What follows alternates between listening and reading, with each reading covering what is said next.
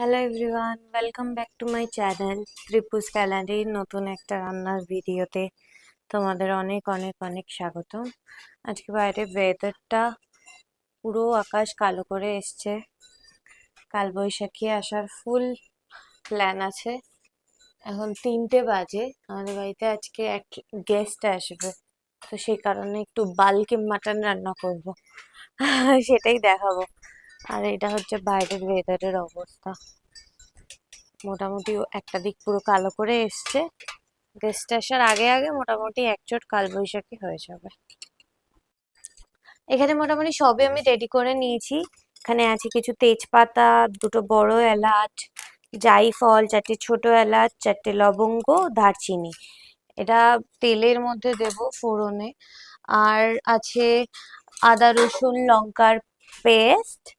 আর এখানে আছে টমেটো আর শুকনো লঙ্কার পেস্ট বলতে শুকনো লঙ্কার বীজ ছাড়িয়ে নিয়েছিলাম, আর যে স্কিনটা ওটাকে বয়েল করে দেন তারপর আমি পেস্টটা বানিয়েছি, কারণ এতটা রেডিশ এসছে।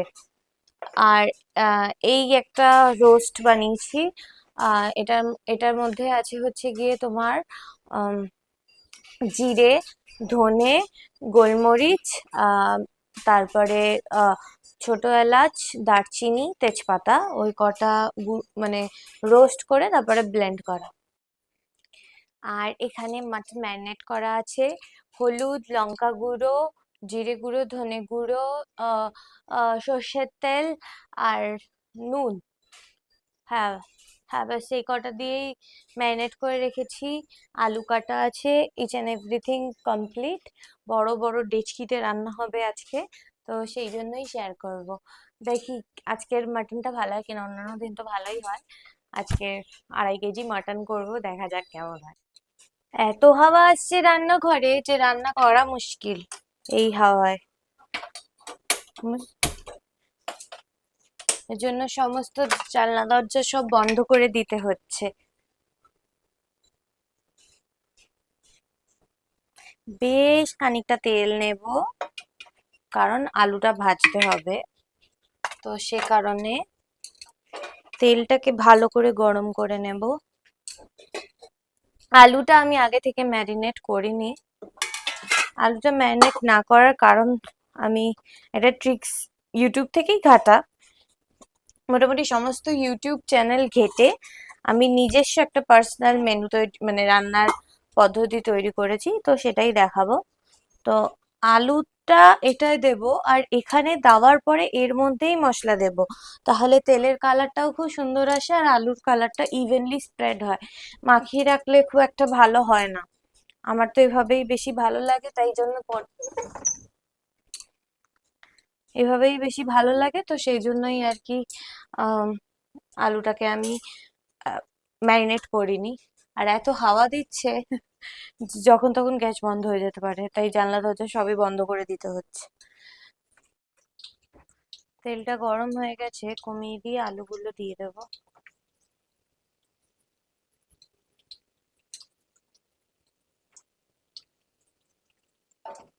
কমিয়ে না, অ্যাকচুয়ালি মিডিয়ামে দিয়ে নেবো। আলুগুলো দেওয়া হয়ে গেল। তো এবার যেটা আমি করব সেটা হচ্ছে গিয়ে এইখানেই আমি হলুদ, বেশ খানিকটা কালারের জন্য হলুদ, নুন 1 চা চামচ মতো, আর সরি লঙ্কার গুঁড়ো, আমার লঙ্কার গুঁড়োটা প্রায় শেষ হয়ে এসছে। কাশ্মীরি মির্চ আমি কাশ্মীরি মির্চি ইউজ করি শুধু কালারের জন্য, বিকজ এ বাড়িতে বা আমি পার্সোনালি ঝাল খাই না। আলুগুলো মোটামুটি ভাজা হয়ে এসছে, এরকম কালার এসছে আলুগুলো। চারিদিকটা আরেকটু করা হয়ে গেলেই আমি তুলে নেবো। অলমোস্ট ভাজা কমপ্লিট আলুগুলো। বেশি ভেজে লাভ নেই, কারণ আমি তো সেই, এটা তো আর তোমার পুরোপুরি কুক হবে না, সেই আমাকে গ্রেভির সাথে কুক করতেই হবে, তো যে কারণে খুব অল্প সামান্যই ভেজেছি। এই আলুটা যেমন লাল হয়ে গেছে, তো এটা তুলে নিই।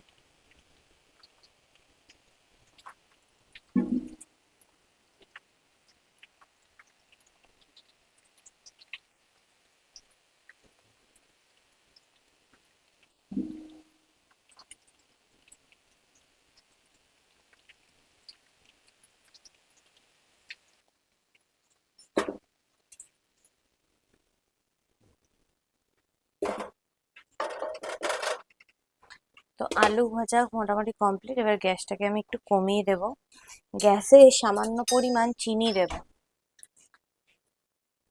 চিনি দেব, কালারটা ক্যারামেলাইজড হয়ে গেলে আরো সুন্দর আসে গরম তেলে চিনি দিয়ে দিলে। তো গ্যাসে সামান্য একটু চিনি দিলাম। এই গ্যাসেই এবার আমি যেটা দেব সেটা হচ্ছে গিয়ে পেঁয়াজ কুচি। মোটামুটি 1 কিলো পেঁয়াজ মতো আমি আগেই কুচি করে রেখেছিলাম, পুরো বেরেস্তা যেরকম বানায় ওরকম বেরেস্তা, ওটাই দেব। তার আগে আমাকে স্পাইসেস দিতে হবে, ভুলে গেছিলাম, অ্যাকচুয়ালি ভুলে গেছিলাম। একটু এটা নাড়িয়ে নিই। কালারটা একটু ডার্ক হয়ে গেলে চিনি দেওয়ার পরে, কালারটা যদি একটু মানে একটু ক্যারামেলাইজড হয়ে গেলেই আমি তার মধ্যে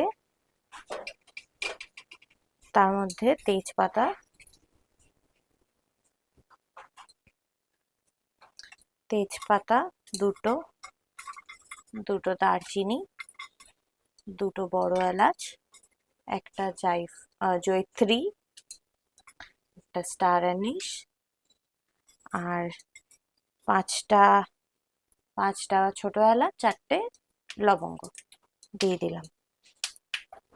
আর একটা তেজপাতা দিয়ে দিচ্ছি, এটা আমি বার করেছিলাম, দিয়ে দিলাম। মোটামুটি আমার 2.5 কেজি মাংস বলে আমাকে এতগুলো জিনিস দিতে হলো।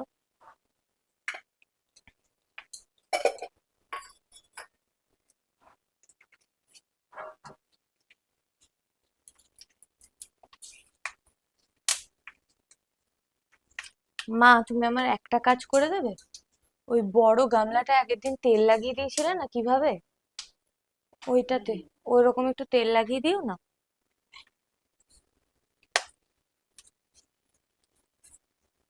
আমি না কষাবো এখানে, মানে যে গ্রেভিটা আর কি বানাবো, সেই গ্রেভিটা এইখানটা কষিয়ে দেন মাটনটাকেও এটার মধ্যে দিয়ে কিছুক্ষণ নাড়িয়ে প্রেসার কুকারে দেব। দেওয়ার পরে গিয়ে আমি ওই বড় ডেচকিটাতে আর কি বাকিটুকু কষাবো। ডেচকিতে খুব সুন্দর মাংস হয়েছিল আগের দিন, ওটা আর ভিডিও করিনি যেহেতু প্রথমবার ছিল, বাট এইবার আশা করি ভালো হয়ে যাবে। হ্যাঁ, উঠছে। ও, অনেকক্ষণ ধরে চলছে তো তাই জন্য। এবার পেঁয়াজগুলো ভেজে নেব।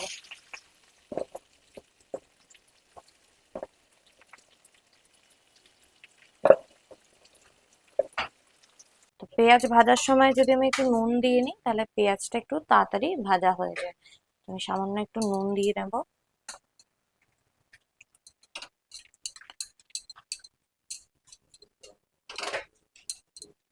যে রান্না করছি বলে মা আমাকে বানিয়ে দিয়েছে আম পান্নার শরবত, এখন খেতে খেতে যাতে রান্না করি, রান্না হলে ভালো হয়।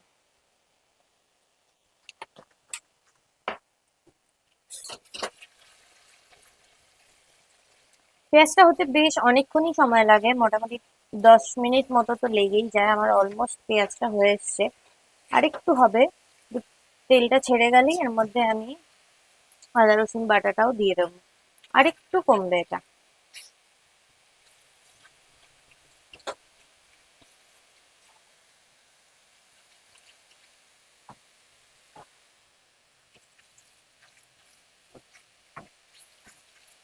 চিনি দেওয়াতে পেঁয়াজের কালারটা একটু ব্রাউন ব্রাউন এসছে, খুব সুন্দর।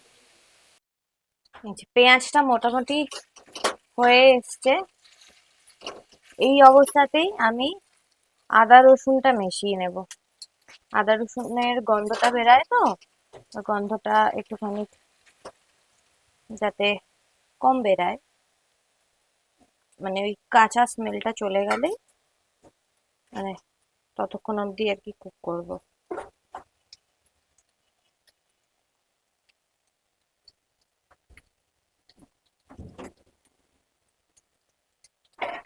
এক চুলও বাদ দেওয়া যাবে না, সব এরকম ভাবে দিয়ে দিতে হবে।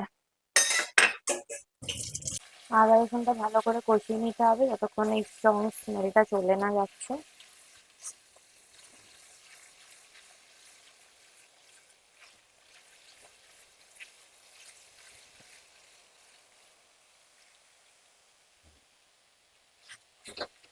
এই সময় গ্যাসের ফ্লেমটাকে লো টু মিডিয়াম করে নেব।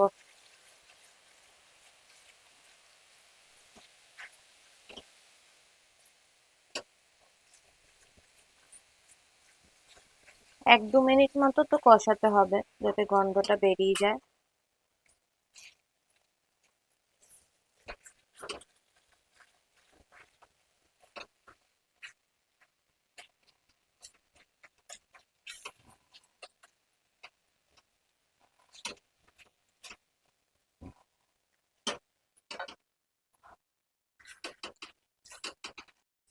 এর মধ্যে সামান্য একটু দই দিয়ে নেব, যেহেতু ম্যারিনেশনে আমি দই দিইনি, তাই এটার মধ্যেই দিয়ে দেবো 4 চা চামচ মতো, 4 চা চামচ মতো দইটা দিয়ে ভালো করে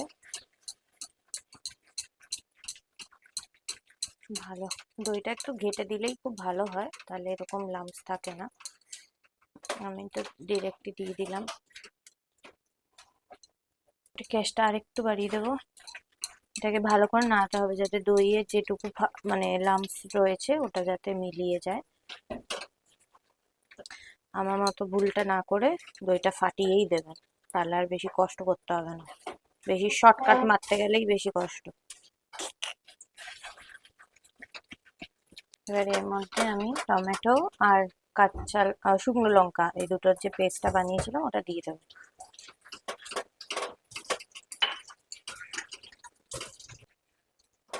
কালারটা তো খুবই সুন্দর এসছে, আশা করি বাকি রান্না করতে করতে আরো সুন্দর কালারটা চলে আসবে।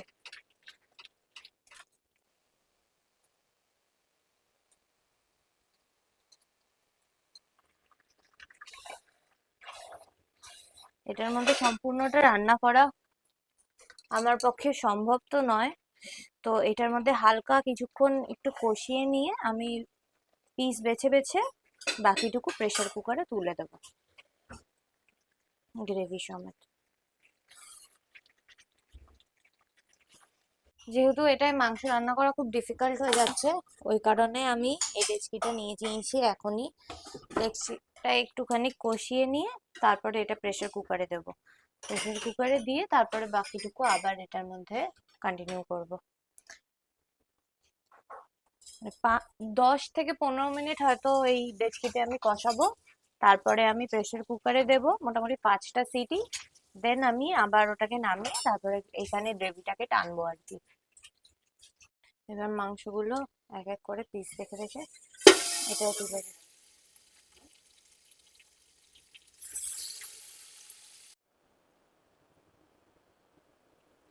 ডেচকিতে ট্রান্সফার হয়ে গেছে। এবার 10-15 মিনিট মতো ডেচকিতেই কষিয়ে নেব, দেন এটাকে প্রেসার কুকারে ট্রান্সফার করব।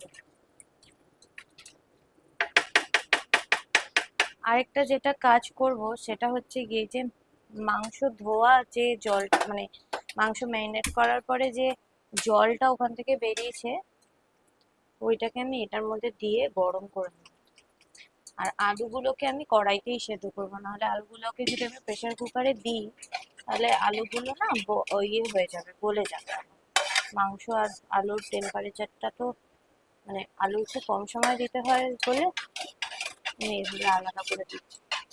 মশলাটা এটাই দিয়ে দিলাম, এখানে আলুগুলোকে সেদ্ধ করে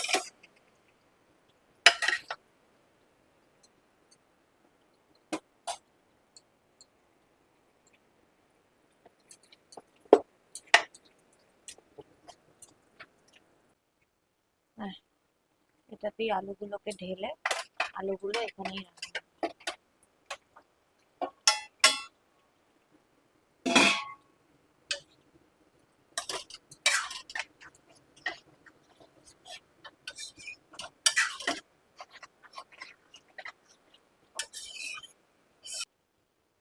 এই আলুটার মধ্যে একটু গরম জল দিয়ে দিয়েছি, আলুটা একটু ফুটুক। মাংসটাকে, এটা ঢাকা আছে মা?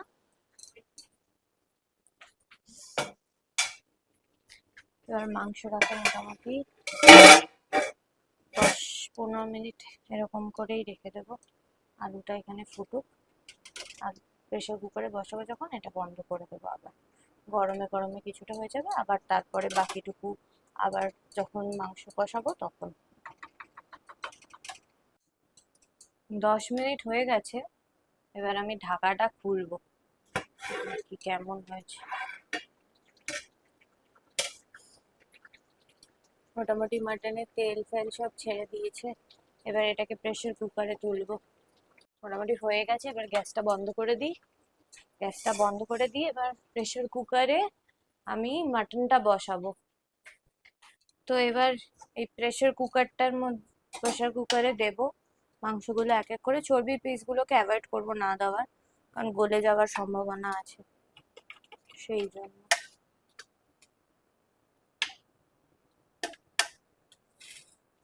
মাংসটা রান্না হওয়ার পরে মনে হয় ওর ভেতর থেকে হাওয়া বেরিয়ে গেছে, কিরকম ছোট হয়ে গেল গো পিসগুলো। কোনো জল অ্যাড করবো না, অনেকটা গ্রেভি আছে।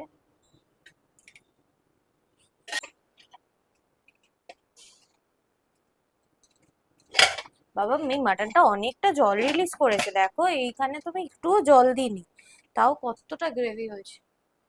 এটা আমি ইন্ডাকশনে বসাবো, সসপ্যানটা ট্রান্সফার করে নেবো। তা ট্রান্সফারের কাজগুলো হয়ে গেলে অ্যাটলিস্ট গ্যাসটা পরিষ্কার করে নিতে পারবো, তারপরে আর কোনো ঝামেলা থাকবে না। এই যে ইন্ডাকশনে মাটনটা বসিয়ে দিয়েছি, এবার একটু রান্নাঘরটা টুক করে পরিষ্কার করে নেব, বিকজ গেস্ট আসবে তো, এরকম নোংরা রাখা যাবে না।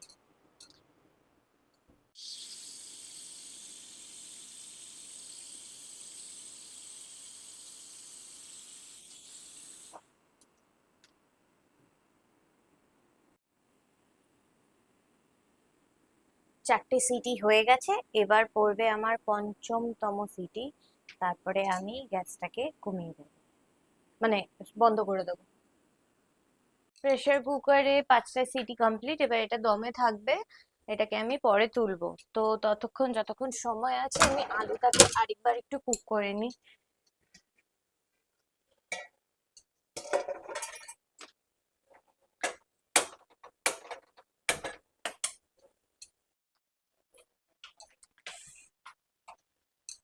এটা অনেকক্ষণ ছিল।